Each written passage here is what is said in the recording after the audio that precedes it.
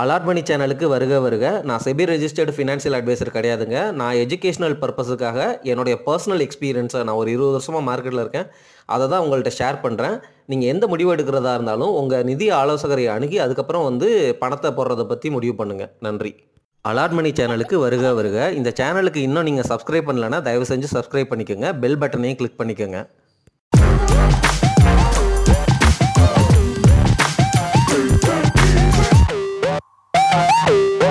அனைவருக்கும் வணக்கம். ஒரு நல்ல ஸ்டாக்கை அல்லது ஒரு நல்ல பிஸ்னஸை நல்ல விலையில் பிடிக்கிறதுக்கு நல்ல இன்வெஸ்டர் வருஷக்கணக்காக காத்திருப்பார். ஆனால் அந்த வருஷக்கணக்காக காத்திருக்கிறதுக்கு முன்னாடி அந்த நல்ல ஸ்டாக்கை நல்ல பிஸ்னஸை நல்ல பிஸ்னஸ் தானா அப்படிங்கிறத உறுதி செஞ்சுக்குவார். டாப் டு பாட்டம் அனலைஸ் பண்ணுவார். நம்ம பேசின top level analysis, bottom level analysis இதெல்லாம் அவருக்கு அத்துப்படி மொத 5 நிமிஷத்துலேயே அதை குயிக்காக அதெல்லாம் பார்த்து முடிச்சிருவார். ஆனால் நம்ம இது வரைக்கும் அந்த ஃபண்டமெண்டல் அனாலிசிஸ், அந்த டாப் லெவல் அனாலிசிஸை பேஸ் பண்ணி தான் இது வரைக்குமே நம்ம பேசிகிட்டு இருக்கிறோம். அது குவாலிட்டி சர்க்கிள் ஒன்று தான். ஒரு நல்ல இன்வெஸ்டர் இன்னமும் அவருடைய குவாலிட்டி சர்க்கிளை ஸ்ட்ரிஞ்சண்ட்டாக, அதாவது ரொம்ப ஸ்ட்ரிக்டாக இன்னமும் டைட்டாக பண்ணிட்டு தான் அந்த ஸ்டாக்கினுடைய விலையவே நிர்ணயிப்பார்.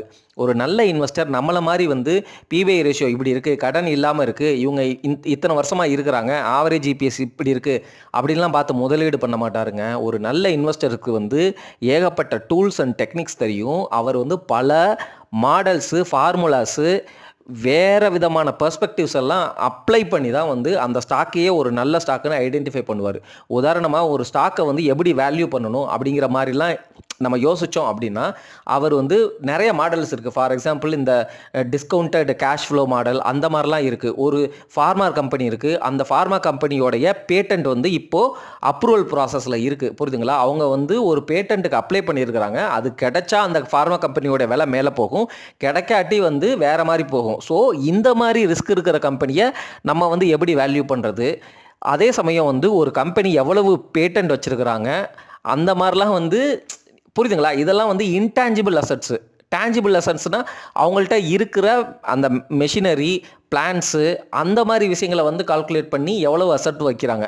ஸோ உதாரணமாக சொல்லணும்னா உங்களை ஒரு பர்சன், நீங்கள் ஒரு ஃபினான்ஷியலாக ஸ்டவுண்டான பர்சனா அப்படிங்கிறத நான் எப்படி கண்டுபிடிப்பேன்? உங்கள்கிட்ட எவ்வளோ சொத்து இருக்குது, எவ்வளோ லேண்ட் வச்சுருக்கீங்க, எவ்வளோ வீடு வச்சுருக்கீங்க, எவ்வளோ கோல்டு ஃபிசிக்கலாக வச்சுருக்கீங்க, எவ்வளோ கோல்டு லாக்கரில் வச்சுருக்கீங்க, எவ்வளோ கோல்டு பீஸாக வச்சுருக்கீங்க, எவ்வளோ ஸ்டாக் வச்சுருக்கீங்க, மியூச்சுவல் ஃபண்டில் எவ்வளோ வச்சுருக்கீங்க, உங்களுடைய கரண்ட் இன்கம் என்ன, உங்களுடைய ரிலேட்டிவ்ஸ் சொத்து எப்படி இருக்குது, உங்களுக்கு எத்தனை குழந்தைங்க இருக்கிறாங்க, உங்களுடைய வருமானம் இது வரைக்கும் எப்படி உயர்ந்திருக்கு, இனிமேல் எப்படி உயரலாம், உங்கள் ஏஜ் என்ன அப்படிங்கிற மாதிரிலாம் நான் அனலைஸ் பண்ணுவேன் தானே.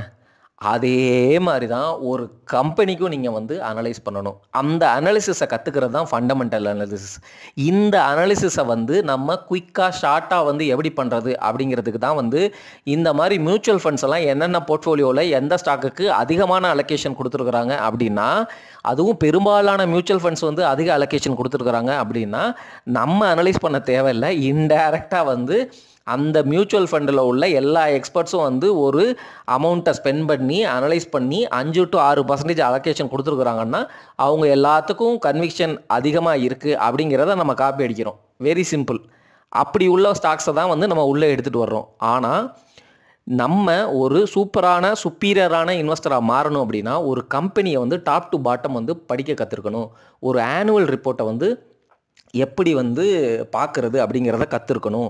இந்த மாதிரி விஷயங்களை தான் நம்ம ஃபோக்கஸ் பண்ணி நம்மளை நாமே அப்ஸ்கில் பண்ணிக்கணும் அப்படிங்கிறத சொல்லிவிட்டு, ரிஸ்க் ஃப்ரீ ரிட்டர்ன் அப்படிங்கிற இந்த பாயிண்ட்டுக்கு நான் சொல்ல வர்றது என்ன அப்படின்னா, இன்றைக்கி மார்க்கெட் ரேட்டுக்கு உங்கள்கிட்ட 1 லட்ச ரூபாய் இருக்குது. அந்த 1 லட்ச ரூபாயை நீங்கள் இப்போ கொண்டு போய் ஒரு ஸ்மால் ஃபினான்ஸ் பேங்க் எஃப்டியில் போடுறீங்க அப்படின்னா, ஏன்னா 1 லட்சம் தான், 5 லட்சம் வரைக்கும் உங்களுக்கு இன்சூரன்ஸ் இருக்குது. அப்போது அந்த 1 லட்சத்துக்கு உங்களுக்கு ஈஸியாகவே 9.5% வரைக்கும் வட்டி கிடச்சிரும். சரிங்களா? அப்போது உங்களுடைய ரிஸ்க் ஃப்ரீ ரிட்டர்ன் ரொம்ப சேஃபாகவே 9.5% எடுத்துடுறீங்க. சரிங்களா? ஆனால் அந்த 1 லட்சத்தை கொண்டு போய் இப்போ ஸ்டாக் மார்க்கெட்டில் போட்டால் உங்களுக்கு இந்த ஒரு வருஷத்தில் அந்த 9.5% ரிட்டர்னை விட அதிகமாக கொடுக்குமா அப்படின்னு நீங்களே உங்களை கேள்வி கேட்டிருக்கணும். அப்படி கேட்கும் பொழுது உங்களுக்கு ஏதோ ஒரு ஸ்டாக்கு, சரிங்களா, ஃபார் எக்ஸாம்பிள் டிசிஎஸ் மாதிரி ஸ்டாக்கே இருக்கட்டும், அந்த ஸ்டாக்கே உங்களுக்கு வெறும் 17 PE தான் கிடைக்கிது அப்படின்னா அந்த ஸ்டாக்கினுடைய சேல்ஸ் growth வந்து 8%, ப்ராஃபிட் growth வந்து 8%. சரிங்களா? அப்போது உங்களுக்கு ஹிஸ்டாரிக்கலாக அந்த ஸ்டாக்கினுடைய ப்ரைஸ் கம்பேரிசன் பார்க்கும் பொழுது எவ்வளவு சிஏஜிஆர் வந்து கொடுத்துருக்கு அப்படிங்கிறத நம்ம வந்து கால்குலேட் பண்ணலாம். அதில் டிவிடெண்ட் இருக்குது, போனஸ்லாம் இருக்குது. போனஸ் வந்து ஆட்டோமேட்டிக்காக ஸ்டார்ட் ப்ரைஸில் அட்ஜஸ்ட் ஆயிரும். ஸோ இந்த மாதிரியெல்லாம் யோசித்து உங்களுக்கு அந்த 1 லட்சங்கிறது வந்து 9.5% இந்த வருஷம் ரிஸ்க் ஃப்ரீ ரிட்டர்ன் கொடுக்கும் பொழுது நீங்கள் ஸ்டாக் மார்க்கெட்டில் எடுக்கிற ரிஸ்க்குக்கு ஒரு 5% அதிகமாக கிடைக்கணும் அப்படிங்கிற மாதிரி யோசித்து முதலீடு பண்ணணும். இந்த இடத்துல தான் ரிஸ்க் ஃப்ரீ ரிட்டர்னுங்கிறது வந்து ஒரு இம்பார்ட்டண்ட்டான ரோல் ப்ளே பண்ணுது. ஆர்பிஐ ரேட்டு எப்பொழுதுமே அதிகமாக இருக்கும் பொழுது, உதாரணமாக இப்பொழுது இந்த சமயங்களில் உங்களுக்கு டெப்ட்டில் ஃபிக்ஸட் டெபாசிட்டில் 9%க்கு மேலே வட்டி கிடச்சிரும். மார்க்கெட் வந்து எக்கானமி வந்து இப்போ ஜிடிபி வந்து வெறும் 6.4% தான் இந்த வருஷத்துக்கு குரோத்து. அடுத்த வருஷமும் 6.4 தான் ப்ரொஜெக்ட் பண்ணியிருக்கிறாங்க. ஜென்ரலாக ஒரு ஜிடிபி 6.4% வந்து க்ரோத்தில் வளர்ந்துச்சு அப்படின்னா, கண்டினியூஸாக 2 வருஷம் வளருது அப்படின்னா, நிஃப்டி 50 எந்த மாதிரி ரிட்டர்னை கொடுத்துருக்குன்னு நீங்கள் ஹிஸ்டாரிக்கலாக போய் பார்த்துடலாம். புரியுதுங்களா? அது வந்து மேபி 8 to 12 இந்த நம்பருக்குள்ளே தான் வந்து மேக்ஸிமம் வந்து பார்த்திங்கன்னா 8 to 10 அந்த ரேஞ்சே வந்து கொஞ்சம் ஜாஸ்தி தான். அதுவும் வந்து இந்த மாதிரி 4 வருஷம் புல் ரன்னில் வந்து பயங்கரமாக ஏறினதுக்கப்புறம் உங்களுக்கு அந்த 8% ரிட்டர்னே மிகப்பெரிய ரிட்டர்னாக வந்து தெரியும் நிஃப்டியை பொறுத்த வரைக்கும். ஸோ ஒரு நல்ல இன்வெஸ்டர் நமக்கு ரிஸ்க் ஃப்ரீ ரிட்டர்ன் எவ்வளவு இருக்குது, ரிஸ்க் ஃப்ரீ ரிட்டர்னில் நீங்கள் எவ்வளோ வேணாலும் வச்சுக்கலாம். புரியுதுங்களா? இப்போது உங்களுக்கு வந்து எஃப்டி வந்து ரிட்டர்ன் வந்து ஒரு 9% கொடுக்குறாங்கன்னு வச்சுக்கோங்க. சரிங்களா? உங்ககிட்ட வந்து 10 கோடி ரூபா காசு இருக்குது. ஆனால் அந்த 10 கோடி ரூபா காசையும் நீங்கள் கொண்டு போய் எஃப்டியில் பிரித்து எல்லா பேங்க்லையும் வைக்கலாம். சரிங்களா? மேக்ஸிமம் வந்து உங்களுக்கு பெரிய அமௌண்ட்டாக இருக்குது, அது ஃபெயில் ஆயிரும் அப்படிங்கிற மாதிரி பயந்தீங்க அப்படின்னா, டாப் பேங்க்ஸில் ஹெச்டிஎஃப்சி பேங்க்கில், எஸ்பிஐயில் இந்த மாதிரி பேங்க்ஸில் வந்து நீங்கள் பிரித்து வைக்கலாம். அல்லது கவர்மெண்ட்டினுடைய பாண்ட்ஸ் வாங்கலாம், இல்லை கவர்மெண்ட்டினுடைய T-bills வாங்கலாம். புரியுதுங்களா? இப்போ வாங்கும்பொழுது என்ன 1% வந்து வட்டி வந்து உங்களுக்கு குறையும். அப்படி தானே? ஸோ அந்தளவுக்கு காம்ப்ளிகேட்டடாக போக வேணாம். உங்கள்கிட்ட 10 கோடி இருந்தாலுமே நீங்கள் ரிஸ்க் ஃப்ரீயாக போஸ்ட் ஆஃபீஸில், எஃப்டியில், கவர்மெண்ட் பாண்ட்ஸில் வைக்கிறது மூலமாக உங்களுக்கு இவ்வளவு ரிட்டர்ன் கிடைக்கும் பொழுது நீங்கள் ஸ்டாக் மார்க்கெட்டில் முதலீடு பண்ணணுமா அப்படிங்கிற அந்த ரிஸ்க் ஃப்ரீ ரிட்டர்ன் ஆஸ்பெக்டில் யோசிச்சு தான் முதலீடு பண்ணணும். இந்த இடத்துல அசட் அலோகேஷனை வந்து கன்ஃபியூஸ் பண்ணக்கூடாது அப்படிங்கிறது தான் சொல்ல வரேன். 10 கோடியே நீங்கள் வந்து ரிஸ்க் ஃப்ரீ ரிட்டர்ன் தரக்கூடிய சேஃபான அசட் கிளாஸில் வச்சுக்கலாம், தப்பு கிடையாது. ஆனால் அதுலேயே பெர்மனெண்ட்டாக வச்சுக்கிறது தான் தப்பு. நீங்கள் வந்து டெம்பரவரியாக ஒரு வருஷத்துக்கு பார்க் பண்ணுறீங்க அப்படின்னா அது தப்பே கிடையாது. ஏன்னா அது ரிஸ்க் ஃப்ரீ ரிட்டர்ன் தரக்கூடிய ஒரு இடம். அந்த இடத்துல உங்கள் காசு வந்து போகாது. அதே இது அந்த காசை ஐயோ நான் 10 கோடியும் கொண்டு போய் டெப்ட்டில் வச்சுருக்கிறேனே, எஃப்டியில் வச்சுருக்கிறேனே, நான் அசட் அலோகேஷன் பண்ணாமே இருக்கிறேனே அப்படின்னு ஒரி பண்ணலை. அந்த இடத்துல ஒரி பண்ணக்கூடாது. ரீசன் வந்து என்னென்னா, உங்களுக்கு இந்த ரிஸ்க் ஃப்ரீ ரிட்டர்னை விட அதிகமாக ரிட்டர்ன் தர்ற ஒரு இடம் இல்லை, ஸ்டாக்கோ பாண்டோ கோல்டோ இல்லை அப்படின்னு நீங்கள் நினைக்கிறீங்க. அந்த அளவுக்கு நீங்கள் ரிசர்ச் அண்ட் அனாலிசிஸ் பண்ணிவிட்டு அதுக்கப்புறம் வந்து தான் வந்து நீங்கள் முடிவெடுக்கிறீங்க. சரிங்களா? எப்போ முடிவெடுக்கிறீங்க? எந்த அசட் கிளாஸ் வந்து வேல்யூவேஷன் ஜோனுக்குள்ளே என்ட்ரு ஆகுதோ அப்போ வந்து அந்த அசட்டில் உங்களுடைய ரிஸ்க் ஃப்ரீ ரிட்டர்ன், அந்த சேஃபான முதலீடு இருக்குது பார்த்தீங்களா, அதிலிருந்து காசை கொஞ்சம் கொஞ்சமாக டிப்ளாய் பண்ணுறேங்க. இப்படி தான் மிகப்பெரிய இன்வெஸ்டர்ஸ் எல்லாம் பண்ணுறாங்க. இதுதான் வந்து இப்போ வாரன் பஃபட் அவர்களும் $350 பில்லியன் கேஷை வந்து T-bills, அவங்களுடைய கவர்மெண்ட் T-billsல இன்வெஸ்ட் பண்ணிட்டு உட்காந்துருக்குறாங்க. இதனால தான் வந்து எஃப்ஐஐஸே வந்து நம்ம நாட்டில் விற்றுட்டு அவங்க நாட்டு கவர்மெண்ட் பாண்டுக்கு போயிட்டாங்க. புரியுதுங்களா? இந்த ரிஸ்க் ஃப்ரீ ரிட்டர்னுடைய தாற்பயம் வந்து என்னென்னா, ஏன் எஃப்ஐஎஸ் இந்தியாவிலேருந்து வெளில போகிறாங்க? அவங்களுக்கு ரிஸ்க் ஃப்ரீ ரிட்டர்னே அதிகமாக கிடைக்கிது. புரியுதுங்களா? 4.5% கிடைக்கிது யூஎஸ் மார்க்கெட்லேயே. அவங்க இந்தியா மார்க்கெட்டுக்குள்ளே உள்ள வந்து 8% ரிட்டர்ன் கிடைக்கிதுன்னே வச்சுக்குவோம். அவங்களுக்கு டாலர் அந்த ஐஎன்ஆர் கன்வர்ஷனில் அதில் ஒரு 4% போயிடும். சரிங்களா? ஸோ 8%ல் 4% போச்சுன்னா அவங்களுக்கு கையில் கிடைக்கிறது 4%. அப்போ எதுக்கு வந்து அவங்க இந்தியன் எமர்ஜிங் மார்க்கெட்டில் வந்து இன்வெஸ்ட் பண்ணணும்? அதே சமயம் வந்து சைனாவில் வந்து நம்ம ஸ்டாக்ஸை விட நல்ல குவாலிட்டியான கம்பெனிகள் இன்னும் சீப்பான வேல்யூவேஷனில் கிடைக்கும் பொழுது ஒரு யூஎஸில் இருக்கிறவருக்கு இந்தியாவும் எமர்ஜிங் மார்க்கெட்டு தான், சைனாவும் எமர்ஜிங் மார்க்கெட்டு தான். அப்போ நான் எதில் இன்வெஸ்ட் பண்ணணும்னு சொல்லி அவர் எப்படி யோசிப்பார்? இந்த மாதிரி ஆங்கிளில் ஒரு நல்ல இன்வெஸ்டர் வந்து யோசிப்பார். அப்படிங்கிறது தான் நீங்கள் இந்த ரிஸ்க் ஃப்ரீ ரிட்டர்ன் மூலமாக நீங்கள் தெரிஞ்சுக்கணும். இந்த ரிஸ்க் ஃப்ரீ ரிட்டர்னை வச்சு தான் வந்து உங்களுக்கு நிறைய கால்குலேஷன்ஸ் வந்து ஸ்டார்ட் ஆகும். ஃபார் எக்ஸாம்பிள் வந்து இந்த ஸ்டாக்கு வந்து இந்த விலையில் இருக்குது, இதனுடைய டிவிடெண்ட் வந்து இவ்வளவு, இதனுடைய காஸ்ட் ஆஃப் ஈக்விட்டி வந்து இவ்வளவு பர்சன்டேஜ், அதாவது டிவிடெண்ட் வந்து இப்போ ₹4 வச்சுக்கோங்க, அதனுடைய காஸ்ட் ஆஃப் ஈக்விட்டி வந்து 15% அப்படின்னா ஒரு ஒரு ஸ்டாக்கினுடைய விலையில் 15% வந்து இந்த ₹4 அப்படிங்கிற டிவிடெண்ட் கொடுக்குற ஷேரு. அப்போ ரிஸ்க் ஃப்ரீ ரிட்டர்ன் வந்து கரண்ட் மார்க்கெட் ரேட்டில் 5% இருக்கும் பொழுது, அந்த கம்பெனி வந்து எக்ஸ்பெக்டட் க்ரோத் ரேட் வந்து 5% இருக்கும் பொழுது, இந்த ஸ்டாக்குக்கு எவ்வளோ இன்ட்ரெஸ்ட் வேல்யூ அப்படிங்கிற மாதிரிலாம் கேட்பாங்க. அப்போது அந்த ஸ்டாக்கை வந்து என்ன மாதிரி விலை கொடுத்து வாங்கலாம், இந்த மாதிரி வந்து டெக்னிக்கலாக பேசுவாங்க. புரியுதுங்களா? இதை நோக்கி தான் நம்ம வந்து போகணும். ஸோ அதுக்கு வந்து ஜஸ்ட்டு வந்து ஒரு ஒன்லைனராக வந்து ரிஸ்க் ஃப்ரீ ரிட்டர்னா என்ன அப்படிங்கிறத தெரிஞ்சுக்கங்க அப்படிங்கிறதுக்காக தான் நான் இவ்வளோ ஆற்றுன்னு ஆற்றிட்டு இருக்கிறேன். நம்ம தொடர்ந்து வந்து அடுத்த பாயிண்ட்டுக்கு போயிடலாம். நம்ம ரீட்டைல் இன்வெஸ்டர்ஸ் பண்ணுற அடுத்த தவறு, சும்மா போய் ஒரு ஸ்டாக்கை பார்க்குறோம், அந்த ஸ்டாக்கினுடைய பிஇ கம்மியாக இருக்குது, இபிஎஸும் வந்து நல்ல பேட்டர்னாக இருக்குது, கடன் இல்லை, இந்த மாதிரி top level fundamental analysis, bottom level fundamental அனாலிசிஸ்லாம் பண்ணுறோம், எல்லாமே நல்லா இருக்குது அப்படின்னு தெரிஞ்சுட்டு காசில் போய் அந்த ஸ்டாக்கை டைரெக்டாக வாங்குகிறோம். ஆக்சுவலாக வந்து ஒரு நல்ல புத்திசாலித்தனமான இன்வெஸ்டர் வந்து என்ன பண்ணுவார் அப்படின்னா, அந்த ஸ்டாக்கை அதே செக்டரில் உள்ள இன்னும் நல்ல கம்பெனிகள் கூட அல்லது அதே அளவில் இருக்கிற கம்பெனிகள் கூட கம்பேர் பண்ணி அதில் எது வந்து பெஸ்ட்டு வேல்யூவேஷனாக இருக்குது.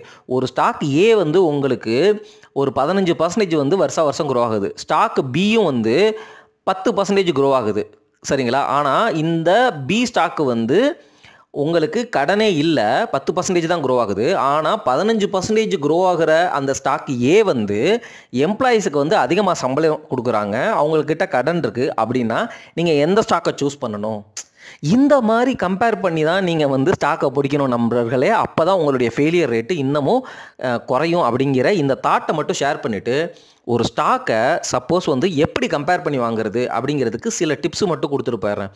ஒரு ஸ்டாக்கு சப்போஸ் வந்து பேங்கிங் செக்டர் இல்லாமல், ஃபார் எக்ஸாம்பிள் ஒரு மேனுஃபேக்சரிங் செக்டரில் இருந்துச்சுன்னா, அந்த ஸ்டாக்கை வந்து அதுக்கு முன்னாடி உள்ள அல்லது அதே அளவு ஈக்குவலான மார்க்கெட் கேப் கொண்ட ஸ்டாக்ஸு கூட நீங்கள் கம்பேர் பண்ணணும். எதெல்லாம் கம்பேர் பண்ணணும்? ரிட்டர்ன் ஆன் ஈக்விட்டி எப்படி இருக்குது, ரிட்டர்ன் ஆன் கேபிட்டல் எம்ப்ளாய்டு எப்படி இருக்குது அப்படிங்கிறத கம்பேர் பண்ணி பார்க்கும் பொழுது ஹிஸ்டாரிக்கலாக ஒவ்வொரு கம்பெனிக்கும் இபிஎஸ் இருக்கும்ல, அதனுடைய பேட்டர்ன் எப்படி இருக்குது, கடன் எப்படி இருக்குன்னு ஒவ்வொரு கம்பெனியும் கம்பேர் பண்ணும் பொழுது உங்களுக்கு 2 கம்பெனியுமே ப்ரொமோட்டர் நல்லா இருக்கிறாங்க, டாப் லெவல் அனாலிசிஸில் சூப்பராக இருக்கிறாங்க அப்படிங்கிற பட்சத்தில் நீங்கள் வேல்யூவேஷன் ஜோனில் எது இப்போ நல்லா இருக்குதோ அந்த ஸ்டாக்கை வாங்கிட்டு அடுத்த ஸ்டாக்கை வந்து அதே வேல்யூவேஷன் ஜோனுக்குள்ளே வரும்பொழுது பிடிக்கலாம். புரியுங்களா? 2 ஸ்டாக்கையுமே வாங்கக்கூடாதுன்னெலாம் இல்லை. ஒரு ஸ்டாக்கை பிடிக்கிறீங்க, அந்த ஸ்டாக்கில் உள்ள காசை போடுறதுக்கு முன்னாடி அதே செக்டரில் உள்ள அதே ரேஞ்சில் உள்ள, அல்லது ஃபார் எக்ஸாம்பிள் வந்து டிசிஎஸும் இன்ஃபோசிஸையும் வந்து நீங்கள் சேம் பக்கெட்டில் வச்சுக்கலாமா? வச்சுக்க முடியாது தான். ஏன்னா வந்து டிசிஎஸ் வந்து 14,000 மார்க்கெட் கேப்பு, இன்ஃபோசிஸ் வந்து உங்களுக்கு வந்து 7,000 மார்க்கெட் கேப்பு. பட் இருந்தாலும் நீங்கள் வந்து கம்பேர் பண்ணிக்கலாம், சரிங்களா? அதே போல் ஹெச்டிஎஃப்சி பேங்கையும் ஐசிஐசிஐ பேங்கையும் கம்பேர் பண்ணலாம். ஏன்னா ஒரே செக்டருக்குள்ளே தான் நீங்கள் கம்பேர் பண்ணணும். நீங்கள் டிசிஎஸை கொண்டு போய் ஹெச்டிஎஃப்சி பேங்கை கூட கம்பேர் பண்ணக்கூடாது. ஒரே செக்டரில் உள்ள மற்ற ஈக்குவலான கிரேடு உள்ள ஸ்டாக்ஸை வந்து நீங்கள் கம்பேர் பண்ணி அதில் எது வேல்யூவேஷன் ஜோனில் இருக்கோ அதை உங்கள் போர்ட்ஃபோலியோக்குள்ளே இப்போ கொண்டு வரணும். இன்னொரு ஸ்டாக் ஐசிஐசிஐ பேங்க் வந்து எப்போ வந்து ஹெச்டிஎஃப்சி பேங்க் ஈக்குவலாக நீங்கள் நினைக்கிற வேல்யூக்கு வந்து மறுபடியும் ஃபியூச்சரில் வருதோ அப்போ தான் வந்து அதில் வந்து நீங்கள் என்ட்ரி எடுக்கணும். At the same time HDFC பேங்க்கை கொண்டு போய் எஸ் பேங்க்கோடையோ அல்லது கர்நாடகா பேங்க்கோடையோ கம்பேர் பண்ணக்கூடாது. புரியுதுங்களா? ஸோ லார்ஜ் கேப் பேங்க்கு அப்படிங்கிறதுனால லார்ஜ் கேப் பேங்க்குள்ளேயுமே அந்த மார்க்கெட் கேப் வந்து எவ்வளவு அப்படிங்கிறத பார்க்கணும். ஸோ இந்த மாதிரி வந்து நீங்கள் கம்பேர் பண்ணும் பொழுது மேனுஃபேக்சரிங் செக்டரில் வந்து இந்த return on equity, return on capital employed, இந்த மாதிரி பேராமீட்டர்ஸ்க்கு இம்பார்ட்டன்ஸ் கொடுக்கணும். பேங்க்கை நீங்கள் கம்பேர் பண்ணும்பொழுது 2 பேங்க்குமே வந்து மார்க்கெட் கேப்பு கிட்டத்தட்ட ஈக்குவல் அப்படிங்கிறப்போ நெட் இன்ட்ரெஸ்ட் மார்ஜின் இப்போ எப்படி இருக்குது, ஹிஸ்டாரிக்கலாக எப்படி இருந்திருக்கு, ஏன் வந்து இப்போ கரண்ட்டாக நெட் இன்ட்ரெஸ்ட் மார்ஜின் கம்மியாக இருக்குது, இது ஃபியூச்சரில் இம்ப்ரூவ் ஆக வாய்ப்பு இருக்கா, நெட் நான் பெர்ஃபார்மிங் அசட்ஸ் அதாவது அந்த வாரா கடன்கள் அப்படிங்கிறது 2 பேங்க்குக்கும் எப்படி இருக்குது, எவ்வளோ பர்சன்டேஜில் இருக்குது, பாஸ்ட்டில் எப்படி இருந்திருக்கு, இப்போ வந்து ரீசெண்டாக குவார்ட்டரில் வந்து என்ன மாதிரி இருக்குது, ரிட்டர்ன் ஆன் அசட்ஸ் அவங்க வச்சிருக்கிற அசட்டில் இருந்து எவ்வளவு வந்து அவங்களால வந்து ரிட்டர்ன் வந்து எடுக்க முடியுது, இந்த மாதிரி விஷயங்களை பேங்க்குக்கு நீங்கள் கம்பேர் பண்ணி வாங்கலாம். புரியுதுங்களா? ஸோ குயிக்காக சொல்லணும்னா ஒரே செக்டரில் உள்ள 2 ஸ்டாக்கை கம்பேர் பண்ணுங்கள். அந்த 2 ஸ்டாக்கும் கிட்டத்தட்ட சேம் ரேஞ்சாக இருக்கணும். கம்மியான மார்க்கெட் கேப் உள்ள ஸ்டாக்கையும் அதிக மார்க்கெட் கேப் உள்ள ஸ்டாக்கையும் எடுத்துக்கிட்டு அதே செக்டரில் கம்பேர் பண்ணக்கூடாது. ஒரு மேனுஃபேக்சரிங் செக்டர் அப்படின்னா அதனுடைய பிஏ, இபிஎஸ்ஸு, ஆர்ஓஇ, ஆர்ஓசி இந்த மாதிரி கம்பேர் பண்ணுங்கள். அது மட்டும் இல்லாமல் அந்த 2 கம்பெனிக்குமே சேல்ஸ் growth எப்படி இருக்குன்னு பாருங்கள். சேல்ஸ் growth வந்து 2 கம்பெனிக்குமே நல்லா இருக்குது அப்படிங்கிற பட்சத்தில் ப்ராஃபிட்டபிலிட்டி growth எப்படி இருக்குன்னு பாருங்கள். சில கம்பெனி சேல்ஸ் growth நல்லா இருந்தாலும் அதிகமாக சம்பளம் கொடுப்பாங்க, அதிகமாக வந்து டிப்ரிசியேஷன் இருக்கும். அந்த மாதிரி கம்பெனிஸ்க்கு வந்து ப்ராஃபிட் growth பார்த்தீங்கன்னு வச்சுக்கங்களேன் கம்மியாக இருக்கும். ஸோ இந்த மாதிரியெல்லாம் கம்பேர் பண்ணி நீங்கள் ஸ்டாக்கை பிடிக்கும் பொழுது தான் நீங்கள் ஒரு பெஸ்ட் இன்வெஸ்டராக மாறுறீங்க அப்படிங்கிறத தயவு செஞ்சு புரிந்து கொள்ளுங்கள். அதே போல் நீங்கள் இந்த மாதிரி பாட்டம் லெவல் அனாலிசிஸ் பண்ணுறதுக்கு முன்னாடி நீங்கள் டாப் லெவல் அனாலிசிஸ் பண்ணியிருப்பீங்க அப்படிங்கிற நம்பிக்கையில் தான் பேசிகிட்டு இருக்கேன். டாப் லெவல் அனாலிசிஸ்னால் ப்ரொமோட்டருடைய குவாலிட்டி, கார்ப்பரேட் கவர்னன்ஸு, அந்த மேனேஜ்மெண்ட்டுடைய எஃபிஷியன்சி, இந்த மாதிரி விஷயங்கள் புரியுதுங்களா. அந்த கம்பெனி வந்து ரெப்யூட்டட் கம்பெனியாக இருக்கணும், எத்திக்கலி ரொம்ப ஸ்ட்ராங்கான கம்பெனியாக இருக்கணும், ப்ரொமோட்டர் வந்து ரொம்ப நல்ல ப்ரொமோட்டராக இருக்கணும், புரியுதுங்களா. அது இல்லாட்டி பாட்டம் லெவல் அனாலிசிஸ் பண்ணுறதே வேஸ்ட்டுன்னு நான் முன்னாடியே சொல்லிட்டேன், புரியுதுங்களா. அதை வந்து நான் திருப்பி சொல்ல விரும்பலை. இது மட்டும் இல்லாமல் இந்த மாதிரி கம்பேர் பண்ணாலும் அந்த ஸ்டாக்குக்கு, அந்த செக்டருக்கு ஃபியூச்சரிஸ்டிக் ப்ராஸ்பெக்ட் எப்படி இருக்குது, நம்ம ஜிடிபி growth வந்து எப்படி இருக்க போகுது. உதாரணமாக ஒரு ஐடி செக்டர் எடுக்கிறீங்கன்னு வச்சுக்கோங்களேன், விப்ரோவும் பெரிய கம்பெனி தான், இன்ஃபோசிஸும் பெரிய கம்பெனி தான், டிசிஎஸும் பெரிய கம்பெனி தான். ஆனால் வேல்யூவேஷன் பிரகாரம் பார்த்தீங்கன்னா பிபிஇ ரேஷியோ வந்து எப்பொழுதுமே விப்ரோவுக்கு கம்மியாக தான் ட்ரேட் ஆகும். ரீசன் வந்து என்னென்னா, அங்கே ப்ரொமோட்டர் வந்து 75% வந்து ஷேர் வச்சுருக்கிறாங்க, சரிங்களா. அவர் எடுக்கிற அந்த டெசிஷன் வந்து அந்த கம்பெனியோடைய டைரக்ஷனை வந்து ரொம்ப ஸ்ட்ராங்காக இன்ஃப்ளூயன்ஸ் பண்ணுது. அது மார்க்கெட்டுக்கு பிடிக்கல, புரியுதுங்களா. இந்த காரணத்தினால தான் வந்து எப்பொழுதுமே விப்ரோ வந்து நல்ல பெரிய கம்பெனியாக இருந்தாலும் அதனுடைய பிபிஐ ரேஷியோ கம்மியாக ட்ரேட் ஆகும். அதே சமயத்தில் இந்த மாதிரி ஐடி ஸ்டாக்ஸை வந்து நீங்கள் இப்போ பிடிக்கிறீங்க அப்படின்னா, ஏன்னா வந்து கம்பேர் பண்ணிட்டீங்க, பாட்டம் லெவல் அனாலிசிஸ்லாம் வந்து பிடிச்சிட்டிங்க அப்படின்னு சொல்லிட்டு நீங்கள் உள்ளே போய் இன்வெஸ்ட் பண்ணக்கூடாது. மார்க்கெட் கிளைமேட் எப்படி இருக்குது, இப்போ ட்ரம்ப் வந்திருக்கிறாரு, ரெசஷன் ஃபியர் போயிட்டுருக்கு. ரெசஷன் ஃபியர்னால் ஐடி பட்ஜெட்லாம் வந்து கம்மியாக அலோகேட் பண்ணுவாங்க. ஸோ வருஷம் அந்த பட்ஜெட்டிங் வந்து யூஎஸில் நடக்கும். உங்களுக்கு வந்து இந்த நியூஸை ஃபாலோ பண்ணிங்கன்னா க்ளீனாகவே தெரிஞ்சிடும் அதிகமாக பட்ஜெட் அலோகேட் பண்ணுறாங்களா, கம்மியாக அலோகேட் பண்ணுறாங்களான்னு. அங்கே பட்ஜெட் அதிகமாக அலோகேட் பண்ணால் நம்ம நாட்டுக்கு வந்து நிறையா ப்ராஜெக்ட் கிடைக்கும், நம்ம ஐடி கம்பெனிஸ்லாம் நல்லா பண்ணும், புரியுதுங்களா. அதே சமயம் நம்மளுடைய கரன்சி வந்து யூஎஸுக்கு அகேன்ஸ்டாக டிப்ரிஷியேட் ஆக வாய்ப்பு இருக்கா, என்ன மாதிரி அப்படிங்கிறத புரிஞ்சுக்கணும். இப்போ டேரிஃப் போடுறாரு அப்படிங்கிறதுனால டேரிஃப் வந்து ட்ரம்ப் டேரிஃப் போடுறாரு அப்படின்னா நம்ம நாட்டு மக்கள்லாம் வந்து என்ன பண்ணணும் அப்படின்னா வந்து நம்மளுடைய பொருட்களை வந்து அங்கே சீப்பாக வைக்கணும், சரிங்களா. சைனா வந்து என்ன பண்ணிடுவாங்க, அவங்களுடைய கரன்சியை டிப்ரிஷியேட் பண்ணுவாங்க. இந்தியாவுக்கு வேறு வழி கிடையாது, நம்மளும் வந்து அப்போ டிப்ரிஷியேட் பண்ணணும். இது ஆனால் ஃபார்மா ஐடி செக்டருக்கு பெனிஃபிஷியலாக இருக்கும். அட் த சேம் டைம் வந்து இப்போ வந்து இருக்கிற சுச்சுவேஷனில் நான் முன்னாடியே சொன்ன மாதிரி எஃப்ஐஐஸுக்கு வந்து ரிஸ்க் ஃப்ரீ ரேட்டன் வந்து யூஎஸில் அதிகமாக இருக்கிறதுனால அவங்க காசை எடுத்துக்கிட்டே போனாங்க. அப்போ யூஎஸ் டாலர் வந்து இண்டெக்ஸ் வந்து அதிகமாக போச்சு. யூஎஸ் டாலர் ஸ்ட்ரென்த்தன் ஆகுதுல்ல, ஏன்னா அவங்க நாட்டுக்கு போகிறாங்க. அப்போ ஸ்ட்ரென்த்தாக ஆகுதுன்னா இந்தியன் கரன்சி வந்து டிப்ரிஷியேட் ஆகும். அது வந்து ஐடி இண்டஸ்ட்ரிக்கு வந்து positive. At the same time வந்து ரெசஷன் வர்ற ஃபியர் வந்து ஐடி இண்டஸ்ட்ரிக்கு வந்து ரொம்ப நெகட்டிவ்.